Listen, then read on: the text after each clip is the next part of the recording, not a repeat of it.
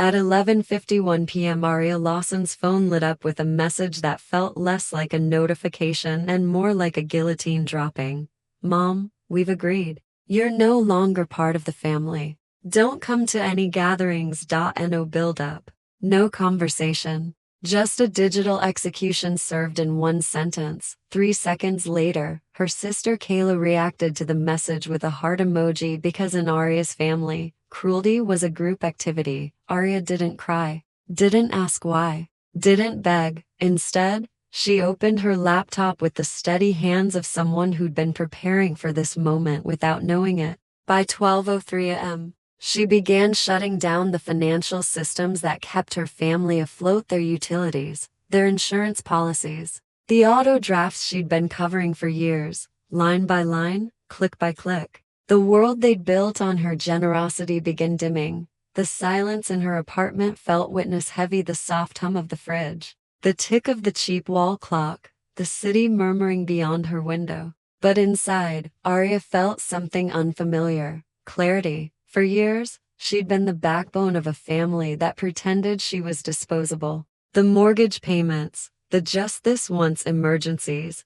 the college tuition she'd quietly covered for Kayla, they weren't acts of love. She realized now, they were services. And she had been the unpaid provider. Tonight, she wasn't breaking down. She was balancing the ledger. And for the first time, her silence wasn't submission. It was strategy. As the last auto payment blinked red and slid into cancellation, Aria finally leaned back in her chair. The numbers on her laptop weren't just transactions, they were history, a ledger carved from years of emotional obligation disguised as love. She hadn't meant to become her family's financial safety net. It had started with the property tax crisis 3 years earlier. Her parents were on the brink of foreclosure, voices shaking over the phone. Aria was 26, barely scraping by herself, but she wired the money before her brain caught up with her instinct. Her mother had cried then, calling her a guardian angel, a title that sounded holy but quickly became a job description.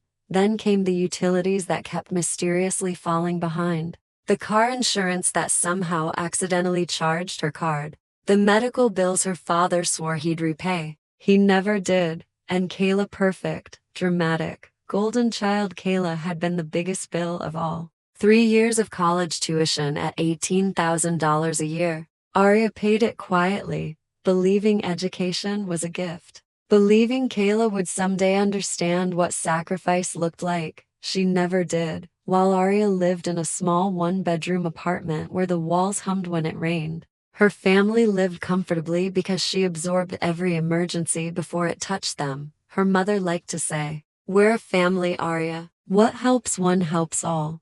But somehow, the helping only went in one direction. Now, as she stared at the long spreadsheet of payments, dates stretching back like a trail of swallowed years, Aria saw it clearly. She hadn't been supporting a family. She'd been funding a lifestyle, one where they thrived. And she barely survived. Cutting them off wasn't cruelty. It was arithmetic. Growing up in the Lawson household meant understanding one rule early: Kayla shined. And Aria made sure nothing dimmed her light. Kayla, the younger sister, had been labeled the golden child before she could even spell it. She was charming, dramatic, and allergic to accountability. If she failed a class, it was the teacher's fault. If she overspent, it was self-care. If she hurt someone, somehow they owed her an apology. And their mother, Margaret Lawson, polished Kayla's halo daily. Margaret worshipped appearances. She cared less about kindness and more about how the family looked in photos on holidays. She weaponized guilt the way some people used air freshener constantly, invisibly in every room. Aria learned that love in their home wasn't warm. It was conditional. Conditional on obedience. Conditional on silence. Conditional on how well she could solve other people's problems without asking for help herself. Her father, Richard, wasn't a villain, just a man who'd mastered emotional escape. He floated above conflict like steam from a cooling kettle. When tensions rose, he simply wasn't there, not physically, not emotionally. His silence became complicity, a quiet agreement that Aria should keep carrying the weight. The dynamic was predictable. Kayla made a mess. Mom softened the story. Dad stayed out of it. Arya fixed everything. That was the rhythm of their family. Arya's entire childhood taught her one dangerous lesson. If she stayed quiet and useful, she'd be allowed to stay, and her mother never missed a chance to reinforce the message. You're the strong one. Arya, we need you. Which really meant, we need what you provide. Sitting in her dim apartment now, Arya finally understood they hadn't raised her to be loved, they'd raised her to be useful. Arya often wondered when exactly she became the family's scaffolding, silent, sturdy, invisible, unless something broke. Maybe it started in childhood, when Kayla's tantrums could crack the air like lightning and their mother swooped in with soothing words and promises. While Arya was told to be patient or set a better example, Kayla learned early that a trembling lip could get her out of anything. Arya learned that swallowing her feelings made everyone else more comfortable. Their mother's praise was selective and strategic. Kayla was celebrated for existing. Arya was celebrated only when she was useful. If Arya got an A, the response was mild. Well, of course you did your responsible.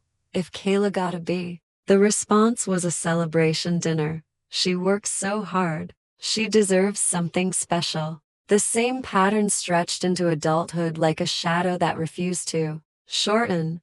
When Kayla overspent her credit card limit again, Margaret sighed dramatically about how life is stressful for young women and called Arya to help your sister just this once. When Arya landed a promotion, the response was, well, that's nice, dear, but don't let it go to your head. Kayla is having a tough week. It was emotional sleight of hand. Every achievement of Arya's was minimized.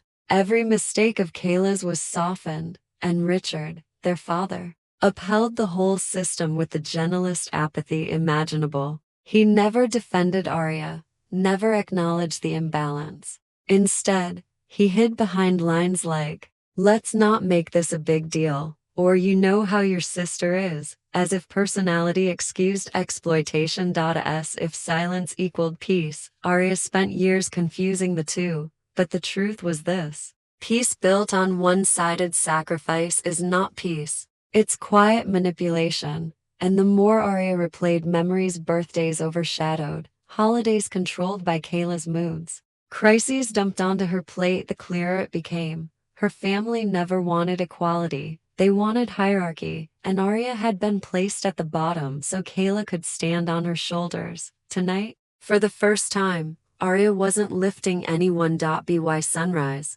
Arya's phone looked like a fire alarm. Missed calls, voicemails, texts bubbling in one after another. First confusion, then irritation, and finally full-blown panic. Her father was the first to crack. Dad, Arya, can you explain what's going on with the utilities? Your mother's upset. Utilities. That was the tip of the iceberg. Then came Kayla. Kayla, you're overreacting. Mom didn't mean it like that. Can we talk? Arya stared at the screen. Not a single apology. Not a single acknowledgement of the exile text. Just control wrapped in Fox concern. She deleted it without replying. By mid-morning, the tone shifted from irritated to desperate. Mom, we need to talk about what you've done. You've created a mess. Call us immediately. What she had done. Not the exile. Not the betrayal, the inconvenience. Arya felt something inside her click into place. This wasn't a meltdown. This was data. For years, she had been the quiet emergency fund behind their polished family image. The mortgage payments that never defaulted.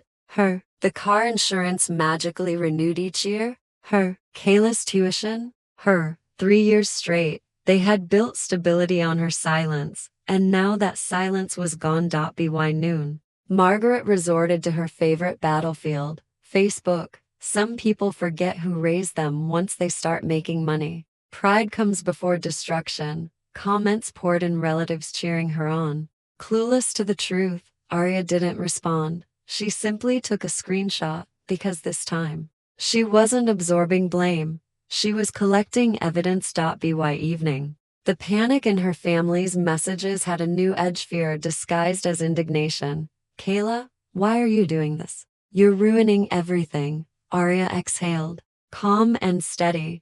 No, she wasn't ruining anything. She was simply removing herself from the ruins they'd already built. By 6 o'clock p.m. The panic in her family's messages had turned frantic, almost feral. Arya's mother alternated between rage and martyrdom. Her father cycled through confusion and guilt trips. Kayla weaponized victimhood like it was her native language. But none of it rattled Arya. Her silence wasn't fear anymore. It was focused. At 6:14 p.m., she scrolled to a contact she never imagined she'd need. Julia DeMarco, her closest friend from college, now a well-respected family law attorney specializing in financial misuse and inheritance disputes. Arya hit call. Julia answered on the second ring. Arya, are you okay? I think, Arya said, surprising herself with the calm in her voice. I'm ready to stop being their accountant. Julia didn't need the backstory, not all of it. She'd witnessed enough over the years. The canceled plans, the midnight emergencies, the drained savings, the exhaustion. Arya hid behind humor. Start documenting everything, Julia said. No hesitation, no judgment, just clarity. That night, Arya transformed her apartment into a command center. She pulled every bank statement she could access, every Venmo transfer, every temporary loan that never came back, every tuition payment, every emergency wire transfer, every screenshot, every email. Every time her family had cloaked exploitation in sentiment, she labeled folders like A. Prosecutor preparing for trial. The spreadsheet grew until it looked like a map of a crime scene, dates and dollars forming the outline of a long, invisible wound. With every entry, her chest felt lighter, not healed, but unburdened. At 11:07 p.m. her phone buzzed. Julia, everything ready? Arya replied, every receipt, every dollar.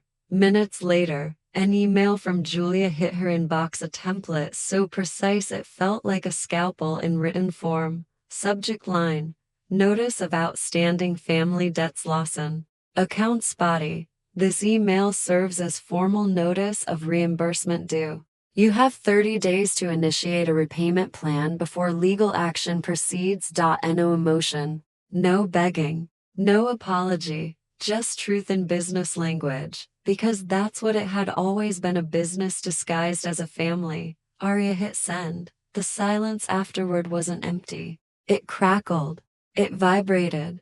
It felt like standing on the edge of a storm she had finally learned to command. 12 minutes later, the first reply arrived. Dad, let's be reasonable. Then her mother. How could you do this to us? Then Kayla, you're ruining the family.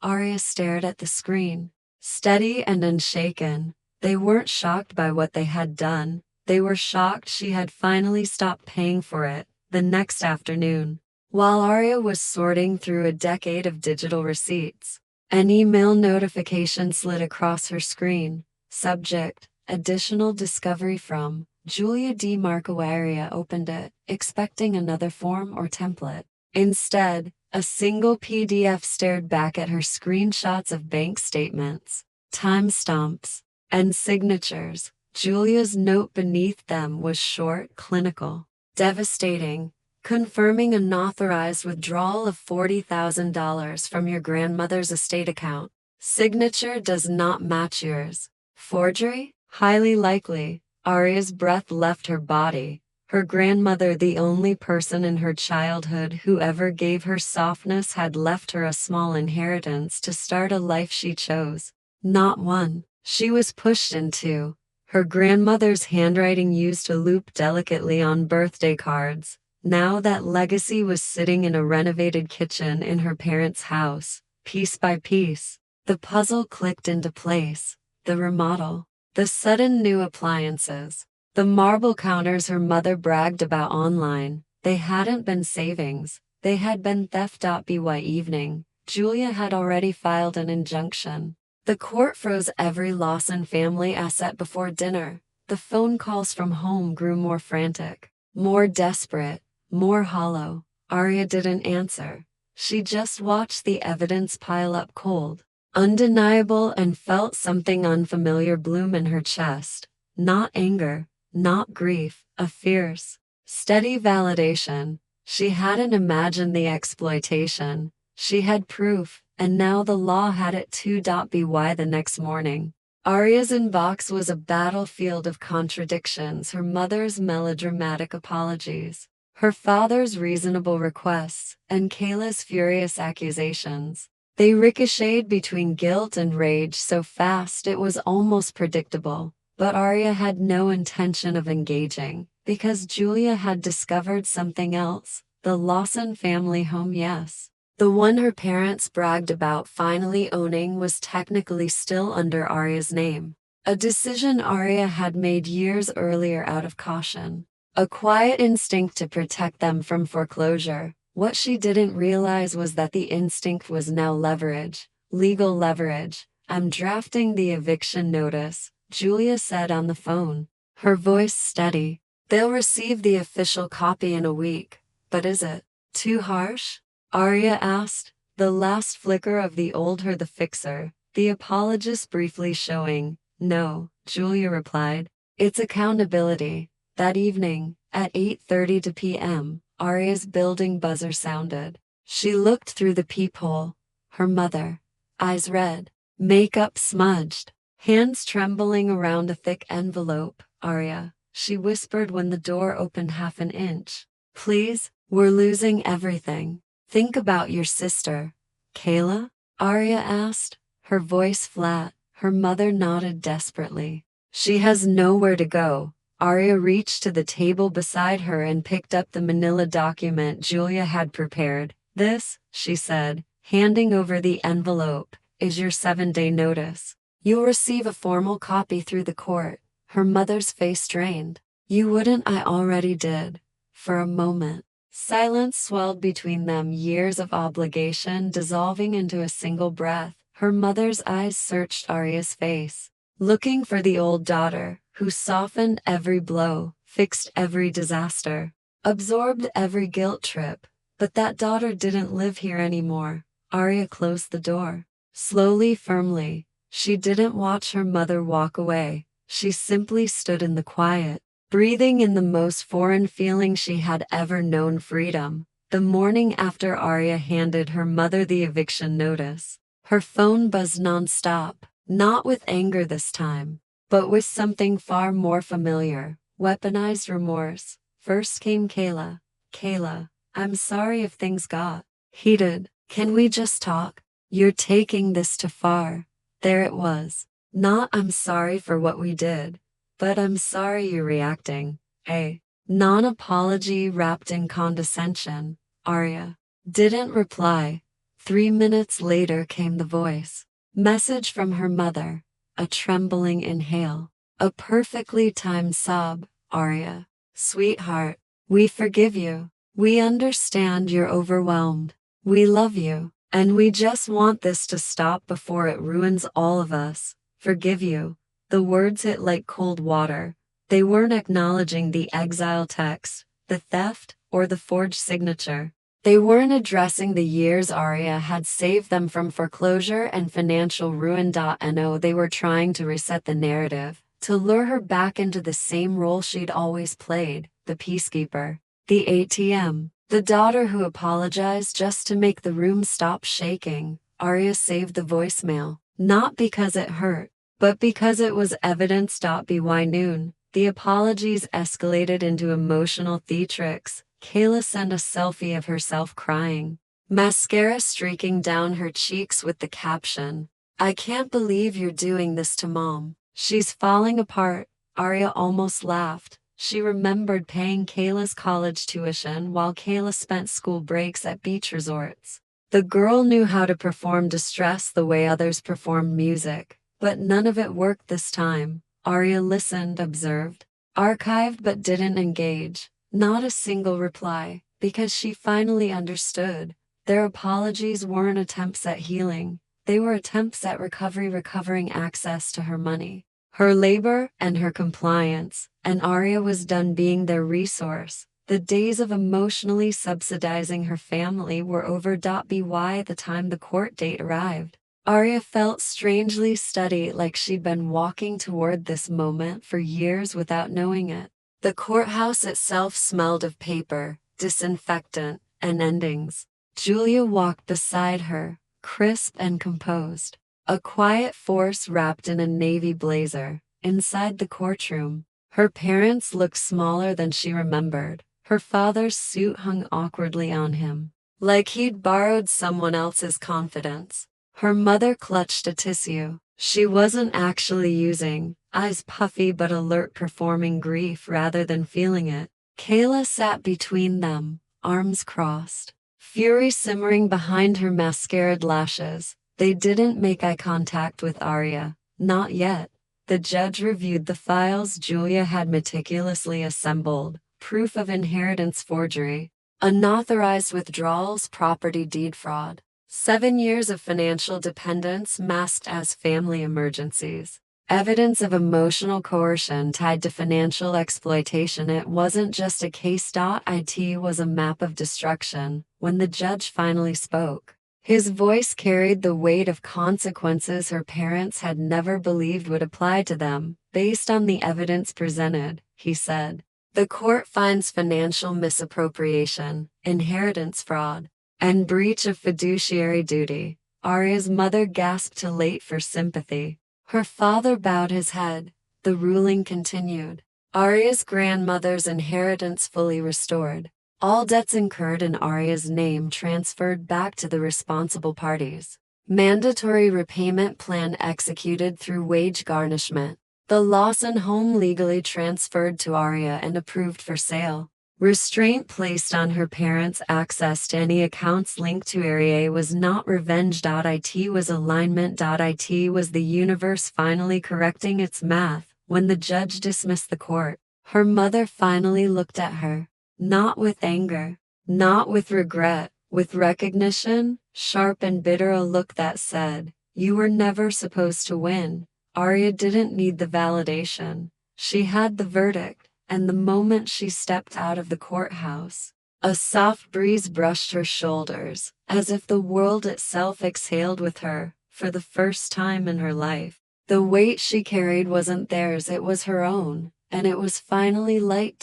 In the weeks following the court ruling, Arya felt her life stretch open in ways she'd never experienced. Not dramatic, not loud, just spacious. For the first time since she was old enough to hold a credit card, her mornings weren't interrupted by frantic calls or urgent texts from home. No emergency bills, no guilt-soaked requests. No emotional triage disguised as family duty. Silence finally meant peace, not punishment. Arya found herself waking earlier naturally, making coffee without checking her bank balance first, walking through her small apartment without the sensation of being watched by invisible expectations. Her parents moved into a rental outside the city. Kayla took a job she hated. The Lawson family's social media presence, once curated to perfection, went quiet, but Arya didn't check their profiles. She didn't ask mutual relatives for updates. Distance wasn't coldness, it was healing.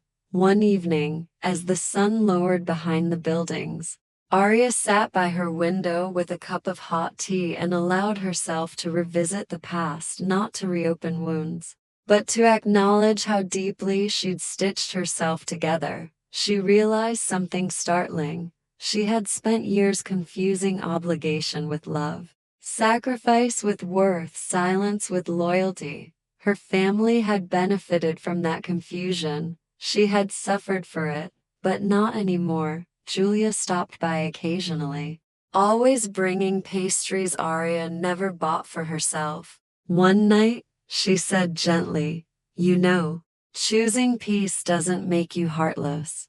It makes you free." Arya nodded, because she finally understood. She wasn't abandoning her family. She was abandoning the version of herself that accepted being used. The ledger was balanced. The accounts were closed. The emotional debt paid in full. And in the quiet glow of her new life, Arya realized freedom didn't arrive with fireworks. It arrived with permission, her own. In the quiet stability that followed, Arya began to understand something she had never been allowed to believe. Family is not defined by blood.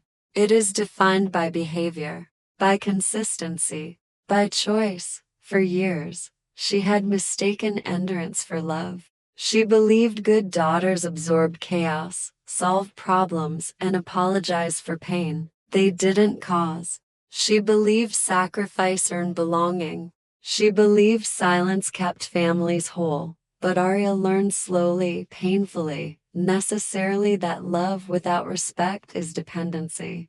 That responsibility without reciprocity is exploitation. That guilt is a leash, not a relationship. Her family's collapse wasn't the tragedy she feared.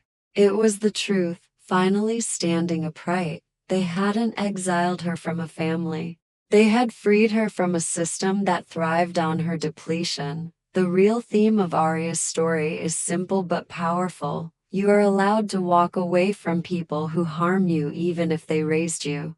You are allowed to keep your kindness, but refuse to be used. You are allowed to choose peace over obligation. And choosing yourself is not betrayal. It is survival. Arya didn't win by hurting her family. She won by stepping out of a structure that required her to disappear to keep it standing. Her victory wasn't the court ruling. It was her reclaiming her time, her money, her emotional bandwidth, her identity. She didn't become heartless. She became whole. Final message for listeners: if Arya's story felt familiar, remember this. You're not cruel for protecting yourself. You're not selfish for setting boundaries. And you're not alone in choosing peace over pain. Family isn't who demands your loyalty, it's who earns it. And sometimes the bravest thing you'll ever do is walk away from the people who taught you not to.